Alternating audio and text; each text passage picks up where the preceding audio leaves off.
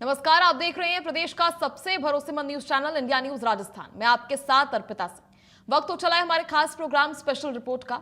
Special report में आज हम सबसे पहले बात करेंगे सुप्रीम कोर्ट की। सुप्रीम कोर्ट ने नेताजी की बेटी अनीता पफाक की याचिका पर केंद्र सरकार को नोटिस जारी किया है।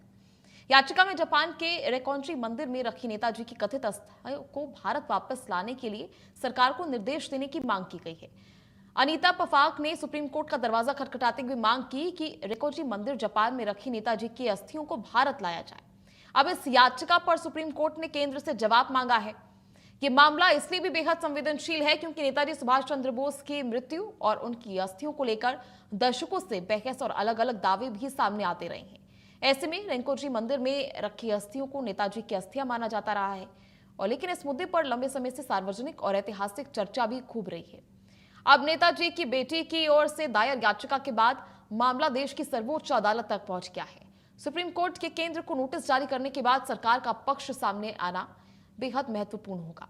याचिका में मूल मांग यही है कि अगर रेकोजी मंदिर की रखी अस्थियां नेताजी सुभाष चंद्र बोस की हैं तो उन्हें जापान से भारत लाकर देश में अंतिम सम्मान और उचित स्थान दिया जाए।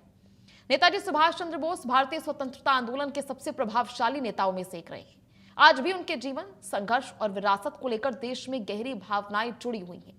ऐसे में अस्थियों को भारत लाने का मुद्दा एक बार फिर राष्ट्रीय चर्चा का केंद्र बना हुआ है।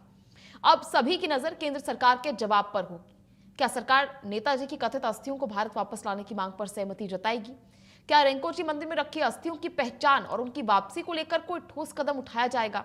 फिलहाल सुप्रीम कोर्ट के नोटिस के बाद नेताजी सुभाष चंद्र बोस की अस्थियों को भारत लाने का मुद्दा एक बार फिर देश की सर्वोच्च अदालत के सामने आया है। अब देखना यह होगा कि अनीता पफाक की याचिका पर केंद्र की तरफ से क्या कुछ जवाब आता है और सुनवाई के लिए क्या कुछ जवाब जो है उसका सभी को बेसब्री से इंतजार है। ऐसे में नेताजी की अस्थियों का मामला लगातार जो है पहले भी चर्चा में आ चुका है और एक बार फिर लगातार इस याचिका के दायर होने के बाद फिर से ये मामला जो है चर्चा में आया है।